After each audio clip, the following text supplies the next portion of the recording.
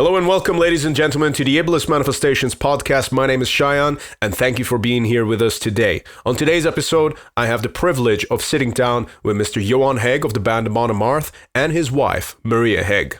We got to discuss a number of things covering fitness, music, but we also got to discuss the topics of Iran. The reason why I'm filming this intro is to let you know that our conversation was recorded prior to the involvement of the United States and Israel in Iran and the current situation, which is ongoing at the moment, at least. And of course, this shouldn't necessarily change much of what we discussed and the contents of it. However, I think it's important to note that the conversation was recorded before that, okay? So it is still very much educational as far as I can see it. It's as informative as I think it can be, given the context of, the lack of media coverage that's been happening on the situation in Iran for the past couple of months. So I just wanted to give you that little bit of heads up. But overall, this was a fantastic conversation, an absolute pleasure to have both of them on this podcast. And I really want to thank them both on the record for taking the time to discuss some of these very, very important topics. Okay, so as I said, we actually approached the conversation initially from a place of fitness and wellness and an overall well-being and health, which is these are topics that I'm very passionate about, and I quite regularly discuss these on the podcast with various different musicians and artists, but I just kind of wanted to put that out there, okay? And with that said, I'm also very excited to announce that I am taking my fitness coaching program full-time, okay? So for those of you who don't know, I'm an online fitness coach. I make programs for people that'll cover their training and nutrition. And of course, I used to be someone who was extremely unfit, out of shape. I was 119 kilos before, or for the American listeners, that makes it 262 pounds. And I lost about a third of that weight. And I have since kept it off and actually become educated enough to become a fitness coach so that I can help others do the same thing. And that's exactly what we're doing with the Trial by Fire program. I made the mistakes, so you don't have to. So if that's something that you're interested in, if you're interested in physical transformation, you can hit me up. You can either send me a DM on social media, or if you want me to get in touch with you, there's a link which you can use. There's a contact form. You can put your details there. Just give me a very brief explanation of what it is that you're interested in, and then I will be in touch with you, okay? Anyway, looking forward to hearing from you all. And with that said, ladies and gentlemen, please welcome the brilliant, wonderful, intelligent Maria and Johan Hegg. Enjoy the podcast. Right, so it's my absolute pleasure to be sitting here tonight with the Hegs, Maria and Johan. It's an absolute pleasure to sit with you both. Johan, I know your name alphabetically is technically should be coming first, but I always say ladies first, so I hope that's okay with you guys.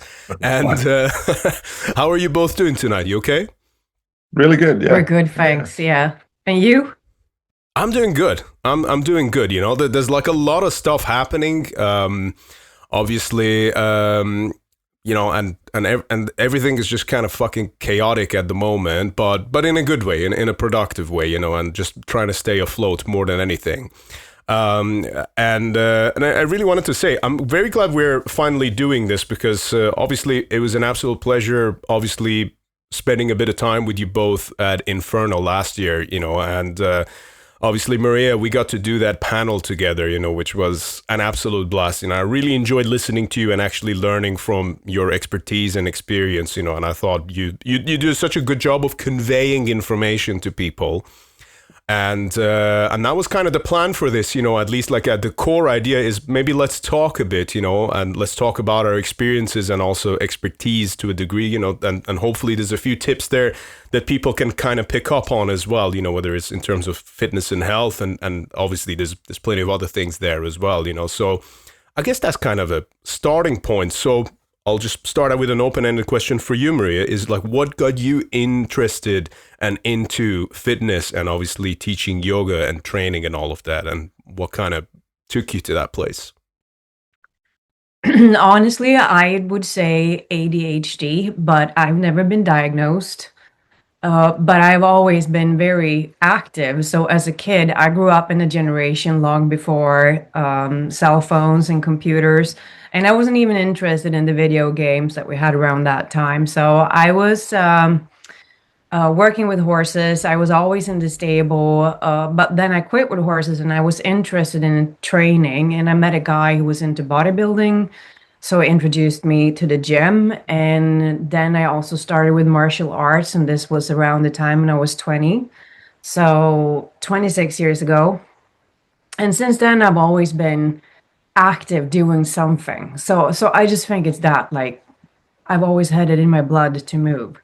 I have to move to keep myself grounded and to keep my mind somewhat still. Well, I think that's the key thing there, is keeping the mind still. And I always say this to people, and I know we kind of touched on this before as well, but it's like so much of training and exercise on the surface, it looks like, oh, it's just a physical thing, or, oh, it's just about looking in the mirror. But the reality is that's like 5% of it. The rest of it is all mental, and the impact that it has on your mind as well. I must admit to you, even though I am newer to yoga, I have been giving it a go in like maybe I would say in like the last year or so.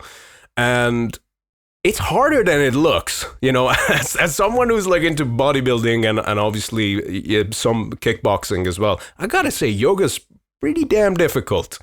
I don't know if you can back me up on that one, Johan. Oh yeah. It was. I think what it is for me, anyway, is that I think when I started doing yoga, I was like every yoga class, I was sweating my ass off, like literally just dripping with sweat.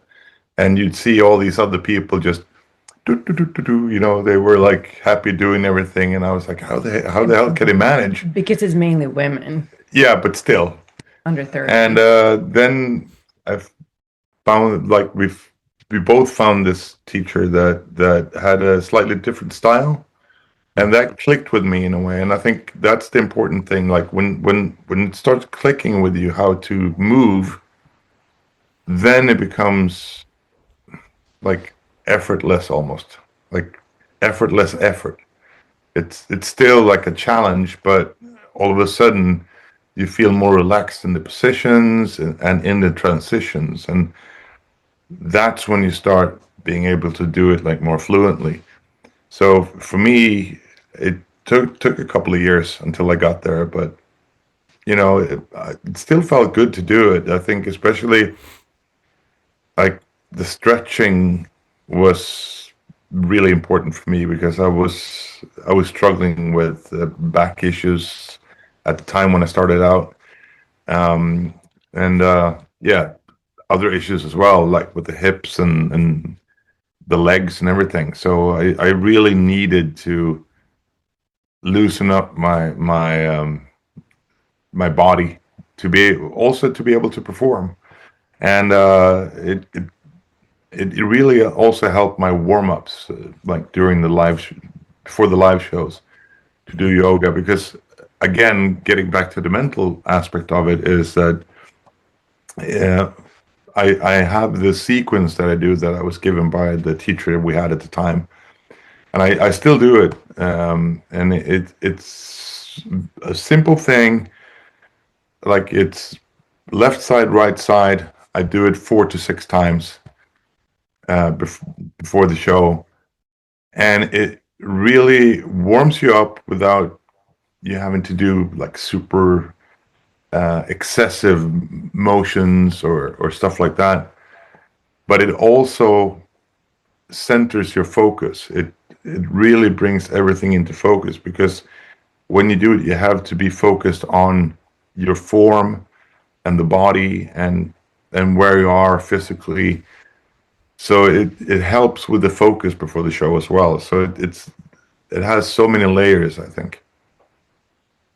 That's very interesting to hear, and the focus point. I think that's kind of a key thing there as well. Especially before a show. I mean, I think it's kind of like, doesn't matter how long you've been doing it, the nerves will still be a part of it. So it must be very valuable to have even like the physical benefits aside, just to have some kind of a very brief self-imposed difficulty to kind of just get you to focus on it, you know, and then just kind of like align you in that way.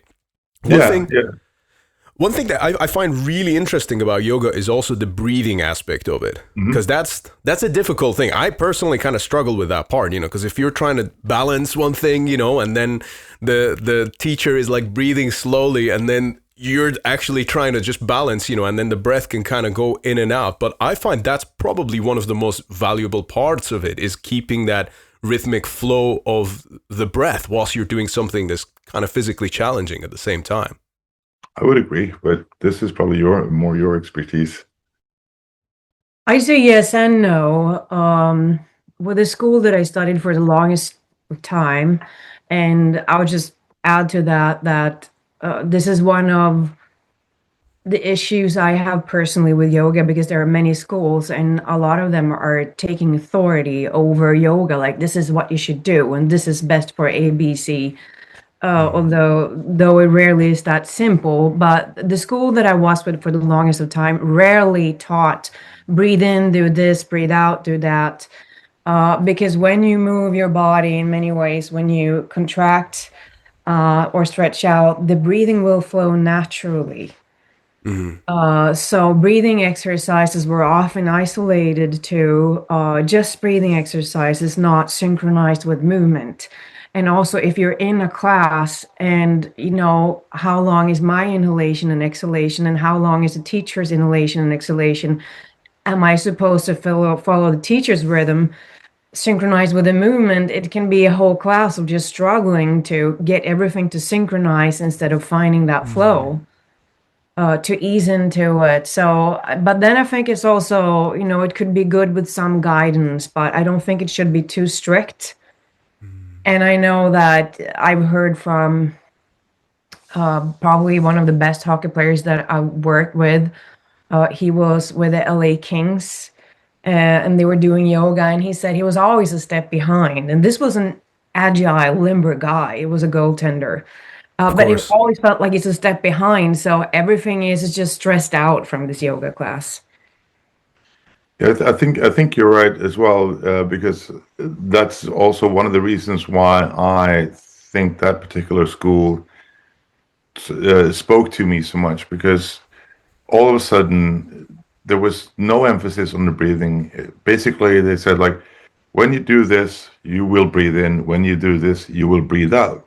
Now do this movement and the breath will come. And it just made so much sense, you know, like just to let the breath come naturally with how the body moves. And I think more than anything, maybe actually that helps as a singer, because especially when you move around a lot, like I do on stage, it is important just to have a natural breath when you also have to sing, because otherwise you're going to run somewhere and all of a sudden you're like, you can't sing, you know. Sure. But yeah, so it's yeah. I think also that, especially for singers, but to be able to expand your rib cage, to draw in a deeper breath, and I think this is so important for many. So I'd say what's more interesting is if you do stretches and you do movement within yoga, or if you just do regular stretches, to notice how that affects your breathing. So for example, if you do this classic twist when you bend one leg and cross over, stretch the arm out, and then you will stretch the side of the rib cage and the back around the hip, a lot going on. But when you do that and you do it asymmetrically, so you have it done it on one side, if you observe your breathing and the capacity of your breathing before and after, I think that's more interesting, because for singers, but performance sports and for everyone, if you can expand your rib cage better to breathe, you're going to oxygenate your body better, your brain will function better. So I'd say, to me, that is more interesting. But I also think that when you do synchronized movement with your breath, it has an effect on your nervous system if it doesn't become forced. So when it's done in a harmonious way, and you do not have to struggle to keep someone else's pace, then it really does something to your nervous system. The nervous system, yeah. We should talk about nervous system more often. I feel I feel like the topic is a bit overly neglected, and especially with the overexposure to social media and news and certain things, it's just kind of like, that's one thing. I feel like, when you go online, it's just like, it's a great tool, but oh my God, it also just zaps you of everything. Especially with everything that's going on in the world right now, and the availability of information about everything that sucks. Yeah. Absolutely. Yeah. And so I think that is good. That's a very good and valuable practice of yoga, to become aware of that you have the parasympathetic nervous system. That's the rest and digest, when that is more active. And there's the sympathetic, which is the fight or flight, when it's very active. So there's not like this one is turned on and then that is turned on. It's like they're more or less active. So to be able to regulate that, and you can regulate it with your breath. And for example, when you get home at Friday evening, you exhale and you sigh in relief. That's not even an expression, to sigh in relief.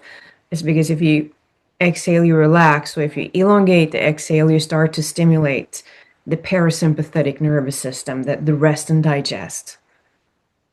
Absolutely.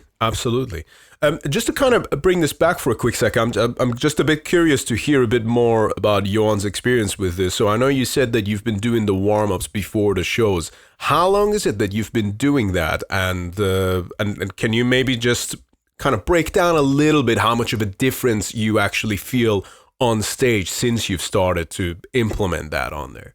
Oh, that's both questions are really difficult to answer. I think I started doing the yoga warm up.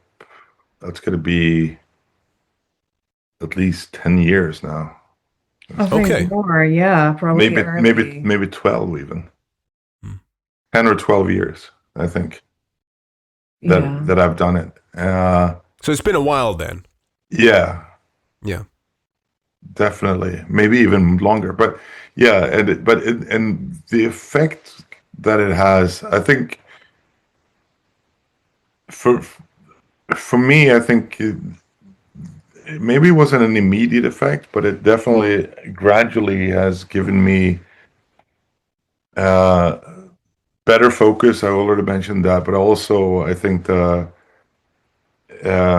like Maria was saying, the opening of the rib cage and how that allows me to breathe freer when I sing, but also actually as just a little extra something is that one thing that I feel that this particular sequence helps me with is softening up the diaphragm. And because, and Maria often say this, is that relaxed muscles are more effective. So meaning if you have a very strong diaphragm, if it's not relaxed, you're not going to be able to use it properly. So if it is relaxed and you can be relaxed in working the diaphragm, then you will have more power. Yeah, I'm just going to say that relaxed is not the same thing as weak. Like a very strong muscle can also be relaxed. Yes. Mm-hmm. So it's I think more than anything, just opening up the rib cage and like relaxing and releasing the diaphragm, that's helped me become a better live singer. Obviously there are a lot of other stuffs going on with the vocals that you have to take care of, like the throat and stuff like that, and that's a different story. Also the jaw and the muscles there, and you know, but I would agree that I would argue that yoga has made me a better singer live, but also in the studio, because I do these warm-ups in the studio as well before recording. And one thing that leads to is that I feel that I can work longer in the studio. I can do more work in a day when I do yoga, because the body is prepared better for it. That's actually very interesting for me to hear, and also completely relatable, because obviously you guys have seen what I used to look like before. I was about like, 45, 50 kilos heavier than I am now, and obviously I never used to train until 8 years ago now, 9 years ago. It's not, so technically it's not even been that long. But what's really interesting, you say that, like we were in the studio last year and I managed to do the whole record in like 2 days, and that's not something I would have been able to do 10 years ago, even though I was younger.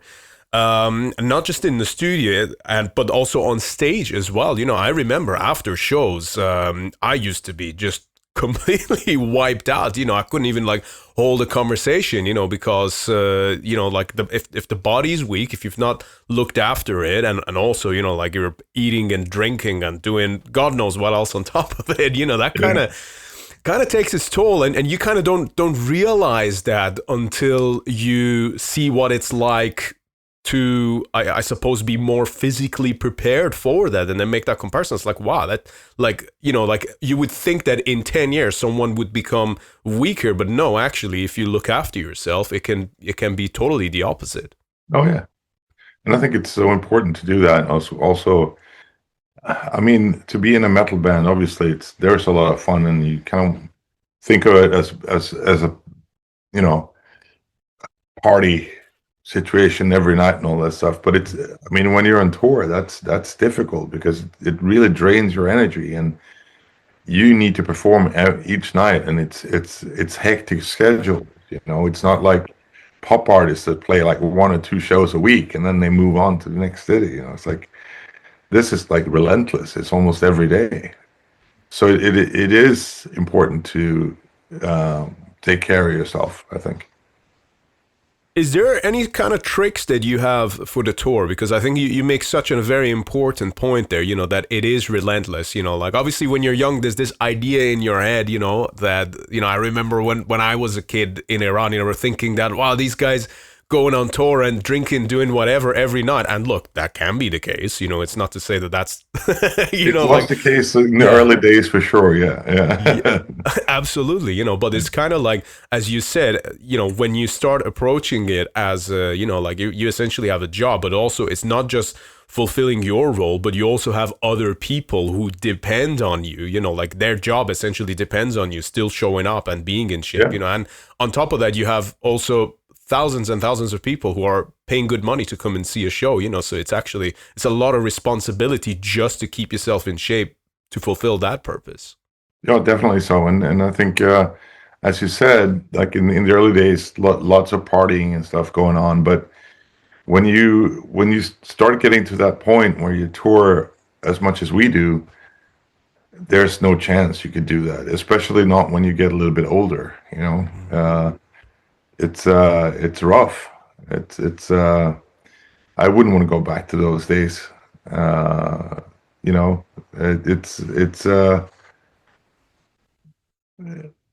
It's a really physical job to be in a metal band. Mm-hmm. It really is, and you can see that like almost every band after they come off stage, whether they play like 30 minutes or like 90 minutes. People are sweating, Yeah, it's like, for sure. So yeah, it is a physical job for sure. So if you're serious about doing that for a living, then I guess the best way to do that is to take care of yourself physically for sure, and mentally, of course. Mm-hmm.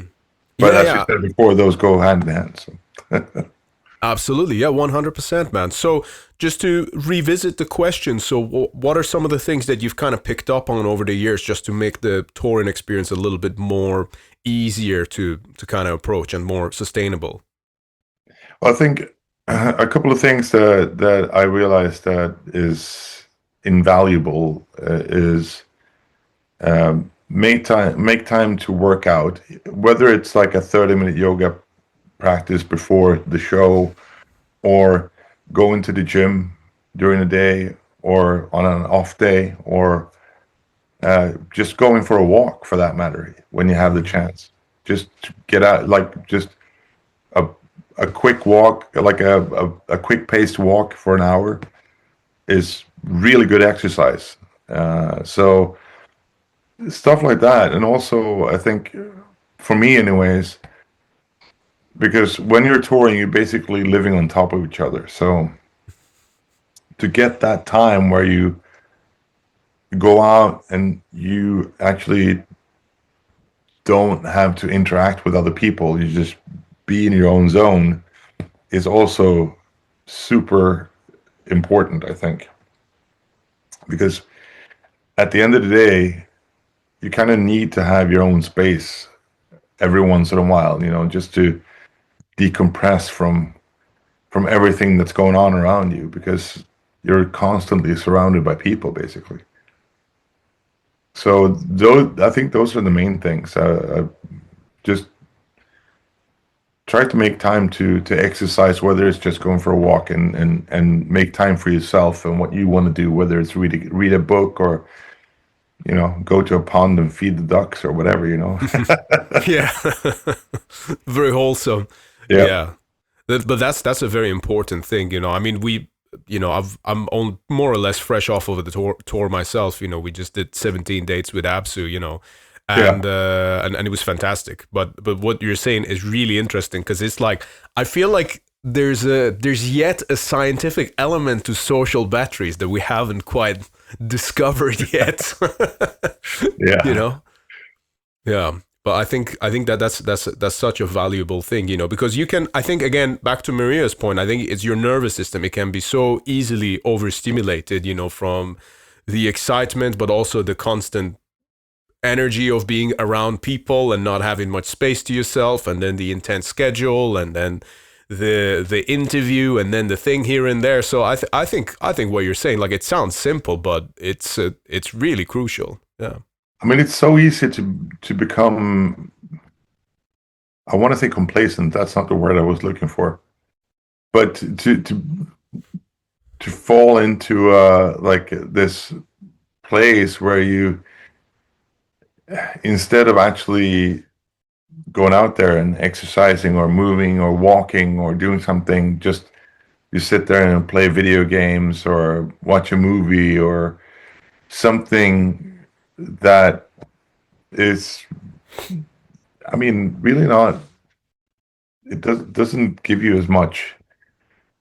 Like, it's better to read a book rather than watch a movie, for instance. But I think more importantly, you have to also make sure that you get your exercise, whether it's just take a daily walk for half an hour or an hour.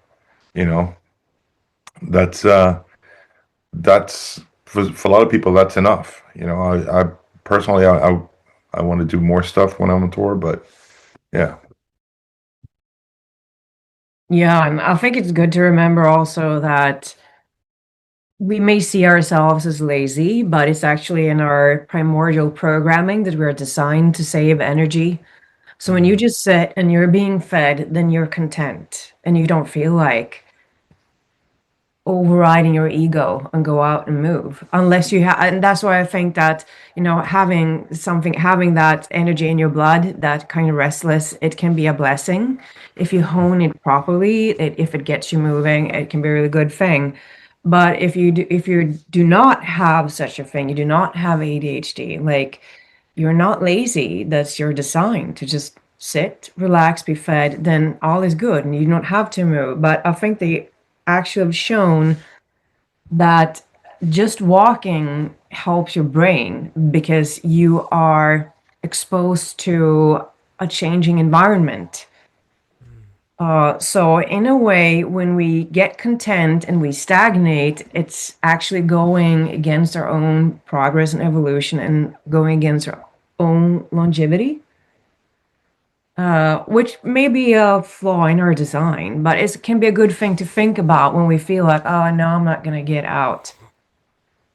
That is natural, but then you have to be a stoic and be motivated by that victory over ego. Of course. I think also one thing, because I wanted to say this, because I'm the type of person who will literally do nothing if I don't have to. Like Sure. that's who I am. And not that I'm lazy. I when I work out, I really work out. But it's like if I'm on tour and I lean back, it's I'm okay with that normally. But lately, I realized that it's not a good thing to do. So what I actually try to do, or what we have done, is we've created a routine for ourselves at home, and I try to bring that routine on tour.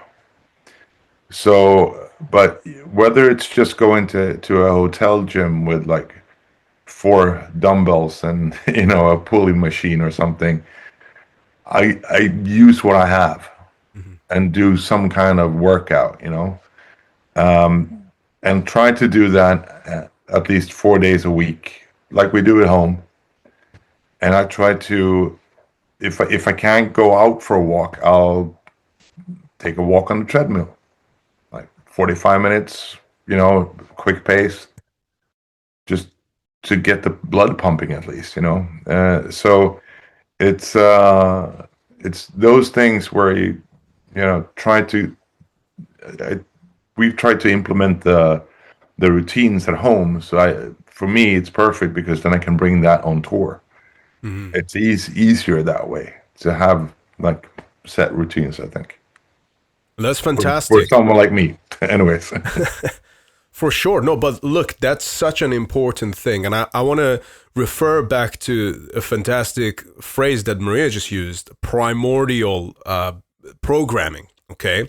That's so important because if you think about it, I mean, it's kind of the obvious thing here, but I don't feel like it gets reflected upon enough, and it's the fact that we as human beings, our DNAs are ancient, and there's ancient programming there from the hunter-gatherer times where we were essentially tormented by nature, and we had to hunt for food, we had to fend off predators, and we had to survive horrific weather conditions and different things over the years. And our bodies are literally designed by way of evolution to withstand that degree of difficulty, just so we can survive. Even something as simple as the fact that the reason why the tip of your fingers start to fold when you're in the water for too long is just so you can grip on things. I don't know if you guys knew that, but it's just like you got these like fascinating things about the human DNA where, like we're designed, our bodies are designed to be able to withstand that. But obviously,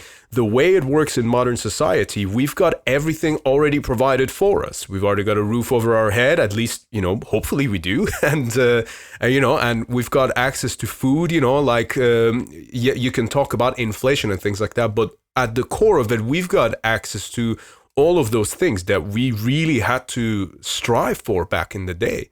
So now it's almost like the way of the healthier way of being is to actually create some form of short-term self-imposed difficulty, or at least something that gets you to use the body in the way that it is intended to be used, and that's kind of how I look at exercise. To me, I look at exercise as a way of using that ancient foundation and actually putting it to use, because otherwise what happens is that it atrophies, and then everything starts to fall apart. Like, it's really interesting. We're talking about this just earlier this evening. I was talking to this lady about how, how she was actually saying to me that she's not been to the gym for 2 weeks, and she's noticing that her anxiety levels are higher. Okay. And this is kind of like for those of us who are into training and fitness and all of that, it's kind of like that makes perfect sense. But if I were to break that down, I would say that maybe even a part of that anxiety comes from that ancient place of, well, I haven't looked after myself enough, so maybe I can't fend off predators. Maybe I can't survive nature, and then maybe that's where sometimes these feelings can come from as well, because ultimately it is, as you said, a primordial programming. It's ancient DNA that kind of, maybe manifests itself in those different ways. Yeah, I think so. And I also have another theory that doesn't have to contradict what you just said, that primordially, when people have that reaction of adrenaline, so a lot of it, it's hormones. So when you do train, you flood your system with endorphins and oxytocin. I think, I'm not 100% sure, but you do get the feel-good hormones, like the exercise triggers that. So you do feel better, you feel happier. And it's been proven that exercise, I don't know if it was specifically resistance training, but it's as effective as antidepressant. I think it actually works specifically resistance training. Resistance training, yeah. Your memory is often better than mine. But I think when our fight or flight system got triggered and we got a lot of adrenaline in the blood, then we had to move, you had to fight you had to fend for your life, or you had to run from a lion. You had to do something physically, so you burn that. Mm-hmm. And then you calm down, and your body is designed then to make you calm off of that stress. But now I get an email with something that fucks my day up, and that releases the adrenaline to my blood, but I just sit there answering to that email, and I just think, and I use my brain and my hands, and that's it. So I kind of don't burn that or transform it into the happy hormones that are supposed to come after. Absolutely. That's so important to say that. You know that they did a study where they were basically saying that when you're, for example, that email that you're mentioning there, they did this study in the context of social media, saying that if you read someone arguing with you, like in the comment section or something like that, or like just spreading hate, just like, it's very common in social media, unfortunately, especially because people feel more brave behind a screen. But what happens is that essentially triggers the same part of your brain wiring as it would if you were to go face to face with a lion in the wild. And that's because obviously you're already comfortable, you're already in an air-conditioned space, you're not under physical threat, but because everything, it was like a pyramid of like priorities of like comfort and safety and survival, and it kind of fell in there somewhere, that because everything's already provided, seeing something like that on a screen triggers a similar kind of response. As you said, your adrenaline goes up, and then you kind of start to go into that sort of zone. But because it's not a physical situation, you don't get to deal with it. So you kind of sit and fester in that kind of horrible situation, unfortunately. Exactly. Yeah. Makes total sense. It does if you think about it, and again, what's really important with that is just to kind of reiterate the point that you also made about exercise being more effective than antidepressants. I think this was, if I'm not mistaken, specifically relating to also deadlifts, okay? Because obviously with deadlifts, it's quite heavy weights, and there is quite a bit of technique involved as well, but it's like you can feel it when you do deadlifts, you feel amazing afterwards. Especially when you do the form properly and you really get it right. But I can tell you in the most like anecdotal way, like I am my own case study of this. I remember 10 years ago when I was totally depressed, didn't want to go for a walk, had the worst sort of thoughts, like relationships were difficult to maintain in a healthy way, because there was that constant self-fulfilling prophecy of misery likes company and woe is me, and everything is the fault of the world. And it's crazy how much of that went away just by discipline and dedication to exercise and obviously self-betterment. It really works. That's what I always try and say to people. It's like you just got to give it a go. Yeah. I couldn't agree more. That's it.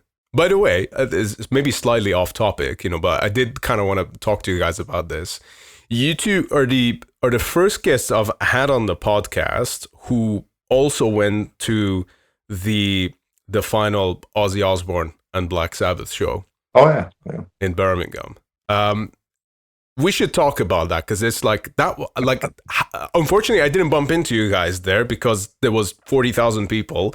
But also, just how fucking special was that day, man? I thought it was amazing. It's one of the coolest experiences I've been to, like music wise. Yeah. I thought it was such a. I didn't really know what to expect going into it, you know, because it could have been like just this spectacle. But it was. I just had this. I don't know. It was something. It was so dignified and like. I don't know what the word I'm looking for is, but it was. I think what really, like, all the shows were great, and when Ozzy did "Mama, I'm Coming Home" and his voice broke and the whole Villa Park Stadium filled in, it was just beautiful. I still get goosebumps thinking about it, you know. Yeah. So for me it was a fantastic experience, and I think you felt the same. Yeah, I was entertained the whole way through. So I was amazed that you could just sit there and you were, it never got boring, not a dull moment. Yeah. I mean, that Ozzy performance, honestly, I don't know how he does this to me. So I don't know about you guys, and I have zero shame in admitting this. I was fucking bawling my eyes out. Especially I definitely had tears in my eyes, for sure. Yeah. Because it was just like, and you know what was so beautiful about it? I mean, like just for me, not to sort of sidetrack too much, but it's like, even with the situation with Iran in like the last 2 months, I haven't shed a tear just because I've been so pissed off and so angry. I can imagine. But that night with Ozzy, I don't know. He's just got this thing on me. I don't know how he does it. It's like, it was so beautiful, and I was crying so much because it was like watching a guy who absolutely loved doing what he was doing and did it for so many years, did it longer than almost anyone else, and practically was one of the founding godfathers of the genre. Yeah. Just like seeing him give it like one last fight, one last battle, and it was just special, man. I was crying, like, and everyone around me I could see, and we were all like chanting him on, and like you said, "Mama, I'm coming home." It's actually too much. I'm thinking about it. I'm like, man, hold it back. It was powerful. Yeah. Yeah, and I think that I just want to say one thing first. The only thing I have to say that I thought they could have done better is to bring in more women than Lzzy Hale. Now, Lzzy Hale is a hell of a woman. So, amazing singer and guitarist. But I'm sure there could have been more women for them to have on there, but maybe not. But what I wanted to say, how to connect this to what's happening in Iran, is what I feel is so baffling when such power is taken over the people. Like, why don't you want people to do what makes them happy?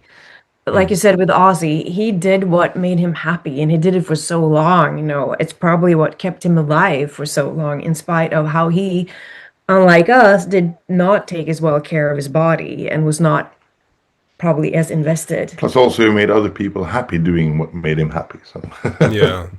Yeah, but isn't that also natural that if you are happy doing what you do, then it will spill on to others, and that doesn't really matter if you are working at the supermarket, and if you're happy, it's true. Then people who come there will also be happy. So it doesn't really matter what you do, which I guess is contradictory now that when someone wants to control you, you could still be happy, but why not let people be happy when it's not harming anyone? Like, I can't imagine the situation there that you could get convicted because you were listening to heavy metal. Yeah. So is that correct? Yeah, or you have to play heavy metal, or are you allowed to listen to metal music? Is it the same thing with hip hop? No, I mean, hip hop is also banned. But the thing that, I mean, okay, look, that was my background. And yes, I wasn't, like we weren't allowed to play shows freely, and you couldn't play any shows as a matter of fact. But yeah, it was something that we would have been persecuted for. I personally got extremely lucky, even got away with playing 3 underground shows, all illegal, but somehow just lied and worked through it, and somehow got away. I mean, I had so many people close to me, or even close to the circle of the band at the time, that got into shit over there. But, that fate is also not to like take away from it, but also like what I went through is nothing like what the women of the country have been through, just because of the gender that they're born into from birth, and I think that sorry. Yeah, no, I was just gonna say it.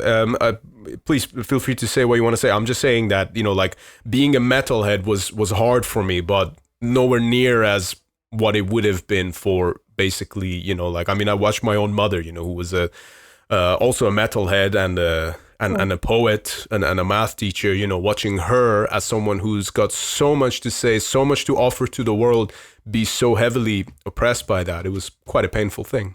It's absolutely terrible and appalling. I think what's going on right now is it's unfathomable, and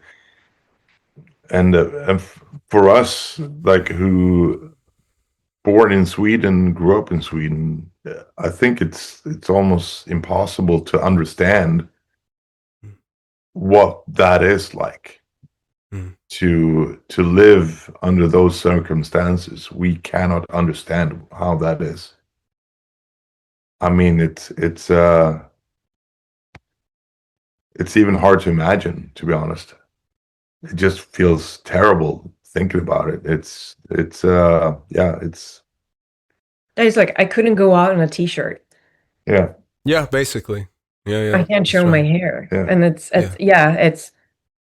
you can't say the president sucks, even, Yeah. No, we definitely have a lot of freedoms over here in the West, and I think that we should really, I mean, I've been screaming off the rooftops about this. I'm a very big proponent of free speech, because I know what it looks like when it's not there, and I think people need to be really careful with that. But also, to answer Maria's question earlier, you're asking, well, why wouldn't you want people to be happy? It's because people are a lot harder to control when they are happy. And that's true. And that's the fact. I think there's this, I don't know if this is true, but I think so. There was this big spiritual leader from the US, Ram Dass, who was a Harvard professor, I think, in psychology at the same time as Timothy Leary, who's probably a little more famous than Ram Dass was. But they traveled to India, and he got really spiritual. And he brought the practice back to the U.S. And he was preaching love, and it was the heart of the hippie era, I think. And he was listed as one of the most dangerous characters in the U.S. by the FBI. So it is true, when you live in that happiness and from that place of love. But it's really hard to fathom. And I just read a little, now we're getting more into the spiritual aspect, and not only of yoga, but about the Gospels of Mary that are incomplete, but where it seems that Jesus actually said, like, do whatever you want to do. Like, there's no such thing as structured religion. You should do what makes you happy. And that was not part of the Gospels, or can find the religious correct word for it, but it was excluded. It was excluded from the Bible, yeah. It was not part of the doctrine, so to say. So it that is also like vicious planning to have control. But so what would happen? It's a fun thought experiment. Then what would happen if the Sanskrit mantra Loka Samasta Sukhino Bhavantu, may all beings be happy and free. What would happen if that was the case? What would? It's $1 million question. I agree. In fact, it's the priceless question. That's just a matter of saying.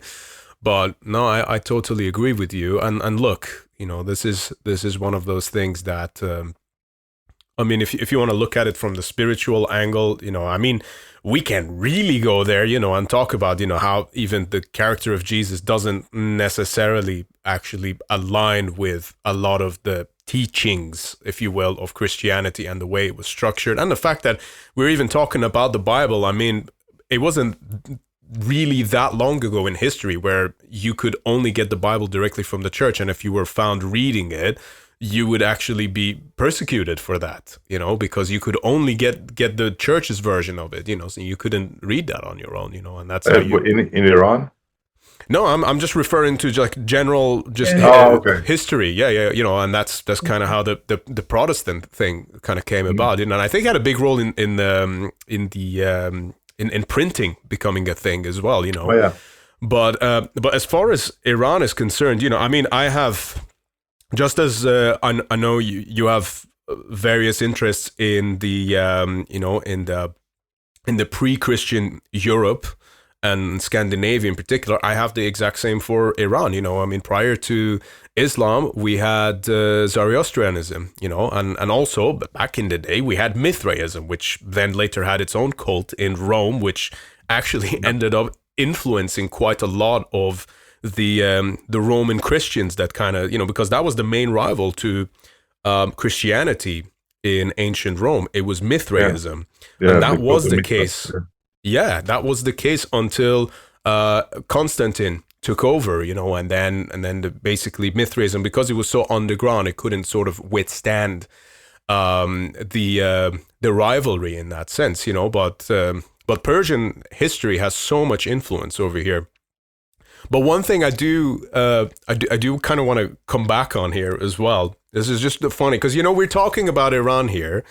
I kind of want to let you know, I'm sure you already know this, but there's a lot of big, massive amount of Marth fans in Iran. I'm sure you must have heard from them by now. We have, and we've come across a few. And especially in Turkey, whenever you play there, there's always going to be a couple of Iranian fans that come out to these shows. But yeah, we definitely hear a lot from them, and it's great. I love it. I think it's awesome. So, I'll tell you a story. This is quite nostalgic for me, actually, but this is interesting because we're talking about Iran as well. So in 2009 is when there was like a bit of a reformist character in Iran that was trying to take over, and obviously we were in those days we didn't quite understand that reform was not an option for the Islamic Republic, because it was still going to have the supreme leader at the head of it. But what was interesting was one night when the protests, like the first night when the protests in 2009 really started kicking off, I was in my room and I was playing some video games and I was listening to, I remember exactly, The Crusher, because that's the album that I had. I got it from my guitar teacher. I couldn't get loads of albums, so I could only just get like bootleg copies of things, And I was listening to that album and I started hearing shouting outside, It's like, oh, what's this, And then I kind of left the game and left the room, went to the balcony, and I hear people like screaming and shouting Allahu Akbar everywhere, And the context of the Allahu Akbar, by the way, was in resistance. This was before most of Iran went fully anti-Islamic, which they have done now. But that was kind of what that was about. And I remember actually like listening to you guys, because that was the album. I think I had The Crusher, and if I'm not mistaken, I think it was that and Versus the World. I had those two albums. I think. Yeah. Some great songs on there, like A Divine Fury or The Fury Sound Divine, of Hades. The Fury Divine, that's it. Yeah, fantastic. Sound of Eight Hooves as well. That was a song we had in set list for a very, very long time. Yeah. It's a long time since we played that one. Legend of a Banished Man, is it one of those? Yeah. But that's from Avenger though. But okay. Yeah. The good one. But it's interesting, because it just like it brought the memory back to me, because we were talking about it, but but it again, that's so it's interesting to hear you talk about those things, because like for us growing up in Sweden, it's so hard to imagine that. I mean, that it would be an issue. I know, like when I was a kid, they had this what do you call, like this thing about like metal, how it was destroying the youth and leading people into Satanism and all this stuff, right? There was even like stuff on TV, especially about like Wasp. Yeah. And they said that Wasp, it means we are Satan's people, and KISS was like abbreviation for Kids in Satan's Service. Well, they were getting really creative there. Yeah, they were, and it was just this dumb thing going on. I mean, Wasp is we are sex prophets. Yeah, exactly. Yeah, but it was such a weird thing, because it's like, even though that was going on, even on public television, they were like trying to understand the whole metal movement and the mentality behind it. It was still, there was no censorship towards it, really. It was like even young kids could buy CDs or vinyls or cassette tapes, and so it was like a weird. It was still okay. So to hear that the only way you could get a hold of like a couple of metal albums was to bootleg them and copy them from other people, and you couldn't buy them. I think also, isn't it so that there are theories that Norway is a bit more strict religiously than Sweden, but it's not a lot. But that the black metal culture was a bit of a revolt towards Christianity in Norway. And what happened with that? Like there was the pendulum always swings. Like, so something happens and then there's the opposition, and it's so natural for us human beings. So there's another saying in one, I think it comes from the Kundalini yoga, that we will have peace when the pendulum stops swinging, which will probably never happen fully. We'll see. But in Norway, when that happened, there was not really a big movement against the black metal. This was like, I'm always late to things. I started to listen to black metal 10 years after it peaked. So I don't know. So I'm asking this a little bit as a question as well. Talking about religious movements and the oppression that. I mean, obviously the whole black metal scene in Norway was crazy in the 90s, obviously. But somehow, the most craziness just kind of died out, and the music became the most important thing. Yeah, and it was still allowed. Yeah, it was still allowed. They didn't censor it or anything. Yeah, so this movement against Christianity, it was allowed. It was accepted, even if not embraced by everyone, of course. Yeah. Yeah, definitely. Well, I think that, by the way, it definitely did a lot against the religion, because I feel like what happens is, when you start to cross that threshold, there's the initial panic and everything, but now looking in hindsight, black metal is Norway's biggest export, and and the government is literally like wanting people. It's like, yes, please come in and go to Helvete, and take pictures in the basement. Like, it's like that's good for them. I come up with this. With this thing, and I was just thinking, it's like, because you reflect on what's happening in Iran as well, and there's people going out burning mosques because that's what the government represents, and by the way, as far as I'm concerned, that's not the religion of Iran and Iranians anyway. Okay, so that's already the case anyway. But those people are not even black metal musicians. It's the average Joe's going out there doing it, And, but they're oppressed. It's oppressed people. Yeah. It's a revolution. Yeah, it is, and they're taking huge risks by doing that as well. Yeah. And I think we should. I think we should show more support. It's hard. It's hard. I don't know how. But it's crazy what's going on there. And I know with the Masamini thing, I did a post about that, and people were really happy about it. It's hard now though, because we don't really know what's going on in Iran. Like, we know it's appalling, but they just closed everything down basically. Mm-hmm. Well, I'll tell you exactly. So that you're tapping into something really important there. So this has exactly been one of the biggest problems. So the government in Iran shuts down all social media, all internet, all phone lines. I didn't hear from some of my friends and family over there for almost 3 weeks. And one of my friends, he was like literally like crawling and going to this one specific spot where he could get Musk's Starlink, and then just sent me like a voice message from there. And then he was like asking me to like distribute it for him, and then he'd disappear again for like another few days or something.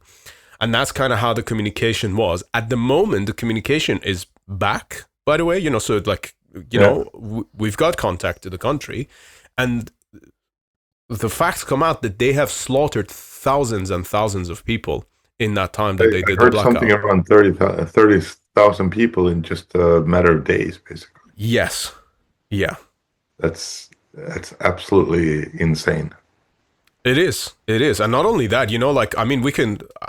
It's quite upsetting, but I don't know if we can go into like the nitty gritty of it and like what they're doing after the fact as well. Because they were in certain cities like going and literally just opening fire on people in the streets. Yeah. But what they're doing is that obviously all the morgues were overfilled with bodies afterwards, but then what they were doing is that the families were then going to the morgues to just find their beloved who's just been killed in the protest. That could be their son or parent or brother, sister, whatever, friend. And the government agents would basically charge them a penalty, and then they would charge them for the bullets used. Otherwise, and if they weren't willing to abide by that, the body would just go into a nameless mass grave instead of getting a proper burial. And how can we as human beings?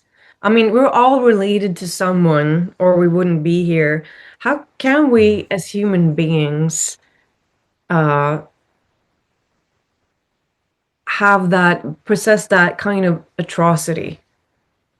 Yeah, I don't think that it's human beings. Honestly, like I don't know. Like it's that's got to be something else. I agree with you. I know exactly. But I think that's the thing. Animals wouldn't do that. No. In the animal kingdom, it's natural. Of course, animals fight. Animals kill each other for territory and so on. But we are supposed to be above animals. But in so many ways, we're worse. Well, it's the because cruelty animals of it. would not go out and kill just for the sake of killing. Well, cats with mice, maybe, but not like that. Of course, it's not comparable. So it is. How can this be a thing in human nature? Maybe they need to exercise more so they become happy instead. Yeah. Yeah, well, as far as I'm concerned, I don't think you'll ever be happy underneath an Islamic regime, but that's my personal take. No, I mean the leaders, not the people, Yeah. Of course not. Well, the leader's got a crippled hand, so he wouldn't have much luck exercising anyway, so yeah, it wouldn't work out for him. Yeah. Well, the fact of the matter is, yes, it's very upsetting, but I just kind of want to come back to Johan's point earlier, is that, obviously a lot of people don't know what's happening, and Iran is playing such a strong propaganda game at the moment, where they're getting people going on the street not wearing hijab, doing interviews saying, "Oh, I'm here, everything's fine, we're celebrating the Islamic Revolution," whereas like people have been beaten up and killed for not wearing proper hijab on the street, and this is the really tragic thing about it, is how the media, especially compromised media like the BBC or CNN, have been totally silent about this. They didn't peep a word. They didn't Oh, say really? anything. We've had no. The BBC are in with the mullahs. They are entirely compromised. Wow. And one of the protests that I went to in London, we actually went outside the BBC building, and people are calling them Ayatollah BBC. Shame on you, shame on you. That was like one of the chants they were doing, and the situation is a lot more complicated than I think people realize there. Yeah. Swedish public broadcasting, radio and TV has definitely been trying to report as much as possible about what's going on. I think it's like, but it is, as I said, it's difficult when you don't have people in place, which is difficult to have in Iran, for Western media to report properly. But at least the Swedish media have reported on it and really talked a lot about what's going on, and what they often do is they try to have contact with someone in Iran, like a person who lives there, either like an ex-journalist or someone who has, like, that they can actually kind of get some information from. But during the lockdown, when they shut like internet down and the phones and everything, it was just dead quiet. It was just rumors that trickled out, and it was really hard for them to verify stuff as well, which made it difficult for them to report. So they kind of had to say, well, there are rumors saying this, there are rumors saying that. And you kind of start thinking the worst, because if they shut down everything, they do that for a reason. They don't want the world to know what's happening. Exactly. Yeah. I mean, you can think of North Korea, where they're like that basically perpetually. That's their system, and that's exactly the reason why you don't want the world to know what's going on there. But I don't see how a country of 60 million people would not, like, eventually rise up and do something about this. And what I've seen coming now, because Iran has had these things going on off and on a little bit. It seems like these kind of like public revolts have become more common. Yeah. Or they've been coming.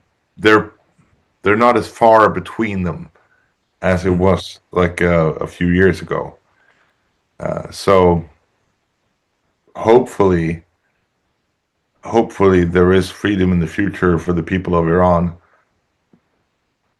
But I don't know. It's like, I just hope it's not like that. No more blood will be spilled. But I know I'm hoping for in vain there. But Yeah. No. Well, look, we share the exact same sentiment there, man. And thank you for also supporting. Like, if I have friends from Iran or anyone in general who might listen to this, I think it's gonna mean a lot to them to hear that from you guys, okay? But the thing is as well that obviously Iranian people aren't armed, so they can't fight the regime, okay? Like, and what they were doing, like, they were using some very horrific tactics. I won't go into here because I feel like the conversation's upsetting enough, but like, really, like, they've been doing some pretty devastating things, like, they've basically like declared war on the people, as far as I'm concerned. But what they're also, there's the situation that they've got is you basically have a hostage situation, and and when you have the hostage situation, the hostage don't have weapons, they can't fight them. Doesn't matter how many they are, they need, unless you have arms and you have exact intel on, okay, where's the supreme leader staying at, like, let's go there, let's do that. You can't, you just can't do it, and that's the reality of it. And people, I think, need to kind of be a bit more realistic about that part, I feel. I think that you're absolutely right, and we were actually kind of talking about that earlier during the revolution in 1979. The reason why eventually the Shah was toppled was because that the army switched sides. Yeah. And I think that's probably what has to happen here as well, because you're right. As like peaceful protesters don't really stand a chance against guns. I mean, obviously you have, if you look at like Mahatma Gandhi and the freedom fight for India, and where they it was peaceful protesting and hunger striking and all that stuff. Sure, that worked against the British, but I don't think that would work against a totalitarian regime like this. No, exactly. You're dead on the money there, man. Yeah, and then that's So what needs to unfortunate happen? truth. I think what needs to happen is either someone intervenes from outside Iran, or the armed forces in Iran switches sides to the side of the people. Oh, like you said. Yeah. And what would you urge people to do other than, blow it up more, probably on social media? Well, I think the social media pressure is actually very effective. I think that very much works, especially in different countries.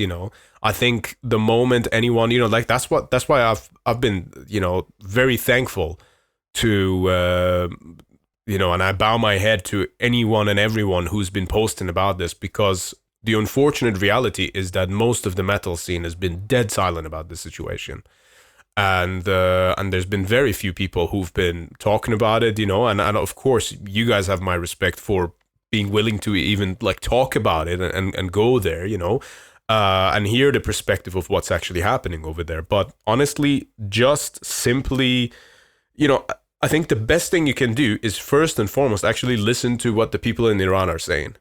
Not what the Qatari bots are saying online, definitely not what the BBC is saying, but what are the actual people saying, okay? And the people on the streets of Iran are saying Javid Shah, which means long live the king. Mm-hmm. Now, I'm not a monarchist, okay? And I don't think that's necessarily a monarchist slogan either, but that's the leader that the people want to have as a part of their transitionary government, just so they can actually go to the ballot boxes and vote. At the moment, they can't even vote. They don't have the right to choose. They are just completely and entirely oppressed.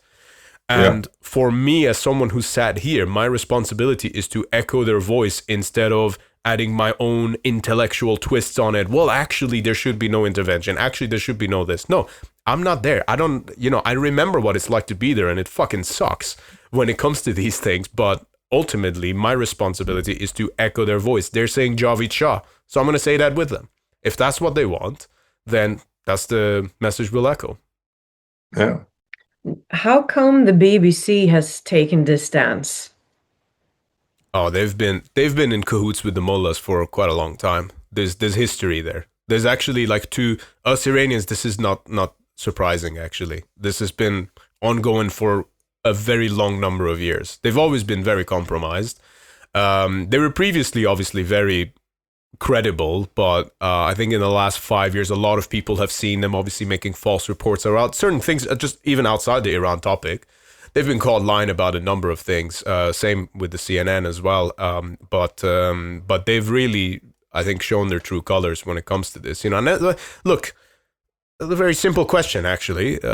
It's not even that complicated. It's because they are financed by the mullahs. That's like a very, very simple way of putting it. BBC, BBC obviously is public service in Britain, so that's tax funded, really. So they don't really have like external financiers to their service, I would say. But would you say that there are like people within the BBC that are like has higher positions that are working for, like, that has close connections to Iran? Is that what you're saying? Well, look at it like this, right? If you want to, because obviously the way it works, because the thing is, I'm talking shit about them. They actually made a documentary about my band, so technically I should be happy. I should be supporting them, but I'm not, because that documentary is credit to Saharzand, the freelance journalist who actually made that about us. Okay, the thing you got to pay attention to, though, and this reflects on my own experience with them, is that it's an editorial situation. Like, stuff won't go out unless they give it the okay, and that okay always comes from top down. Obviously, that's how it works with most news organizations. One thing to also keep in mind as well is that the son of the supreme leader has over £100 million worth of properties just in London. Okay. And the UK and London in particular is the playground for these guys. Of course, the BBC is going to side with them, So there's a very sad reality there that I think, it's worth people to pay attention to. Is all I'm saying. But definitely, aren't they? Like, I'm very unoriented in what's going on in the world for several reasons. But I know some, and I mean, weren't they very quick to freeze Russian assets and to confiscate Russian? But Iran already has a lot of sanctions, economic sanctions against them. But I think the EU, at least, what the EU has done right now, which may sound like a hollow gesture in some ways. But they've declared the Revolutionary Guard a terrorist organization. Sorry to interrupt you there. Yeah. Very sorry to interrupt your flow. The EU has, multiple countries have. Guess which country hasn't? The UK, United Kingdom. But the UK is not part of the EU. So what I was going to float there, or what I was going to say is that sure. It may not affect what's actually happening in Iran per se, but it does affect the Revolutionary Guard's possibility to move money out of Iran or take money into Iran. It affects the people in the Revolutionary Guard and their traveling capacity to different countries. It just makes everything more difficult for them. So it's another type of sanction, and I know that the EU still are working on other things. Unfortunately for Iran, the bigger problem for the EU right now is obviously the war in Ukraine. So that's it's a lot of stuff going on in the world right now. That's not good, and it's hard to see how, it's difficult, which is interestingly enough as well, like Russia and Iran, obviously, or I'm not going to say the country Iran, but the mullahs and the regime in Iran, the Islamic Republic. They're very tight knit. So it's weird. Yeah, it's a strange situation, really. It's not good for the world. I totally agree with you, man. I think you're spot on with that. Actually, that's a very good observation. And also I know that Prince Rizell Hegg was just meeting with Zelensky less than a week ago or so. And obviously, he's showed a lot of support for what the situation in Iran as well. Because ultimately they are intertwined one way or another. When you look at the power dynamics of the world. But yeah, look. I really appreciate you guys just being open to actually talk about this and discuss this, and I think it's good that we are talking about it because it is so heavily underreported. I'm willing to bet that this podcast may be the first time that some people might even be finding out about what's going on over there. So that in itself makes it worthwhile as far as I'm concerned. I think so too, and I know at least in Sweden, as I said, the public broadcasting here in Sweden has definitely been reporting as much as they can on the situation. But yeah, it's been difficult for them, for sure. Absolutely. Well, listen, guys, it's been an absolute pleasure having you both on the podcast. Once again, I really, really, really appreciate your time coming on here. And yeah, maybe let's do a more cheerful episode at some point.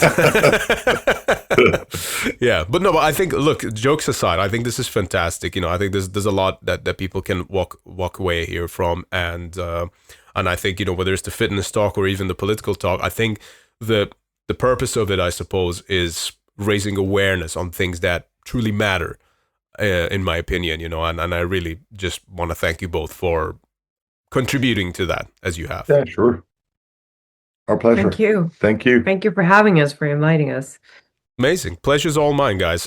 Is there, just as we kind of wrap this up, is there anything that you kind of want to let the audience know? Anything that they should look out for that you've got coming up, whether it's to do with the accounts? I mean, feel free to share whatever you like. Nah. The only thing is Amon Amarth is we're going on tour in April with Death Clock and Castle Rat in the United States and Canada.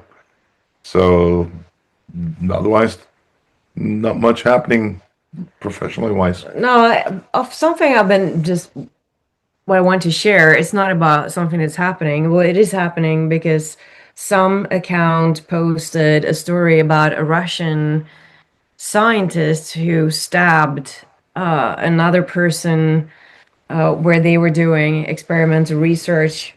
Was it the South? Yeah, in Antarctica. Antarctica. And they posted the information with a picture of Johan in snow.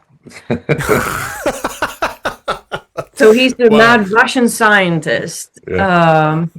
But what I think is that there's so much, I mean, like, how much time are people wasting on BS? And I know often when we post about things, we get so much what about and, you know, a lot of nonsense and a lot of pure mean stuff.